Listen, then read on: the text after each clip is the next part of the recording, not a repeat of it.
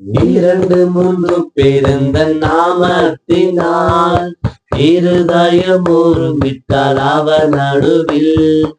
இரண்டு மூன்று பிறந்த நாமத்தினால் இருதயம் விட்டால் அவர் நடுவில். இருப்பேன் என்றவர் நமது தேவன், இருப்பேன் என்றவர் நமது தேவன். இருக்காரம் தட்டி என்று வாய்ப்பிடுவோம், இருக்காரம் தட்டி என்று வாய்ப்பிடுவோம். அவர் அந்த சங்கீதமானவர், பலமுள்ள கோட்டையுமா,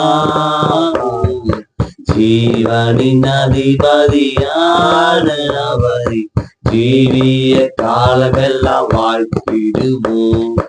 அவர் அந்த சங்கீதமானவர்.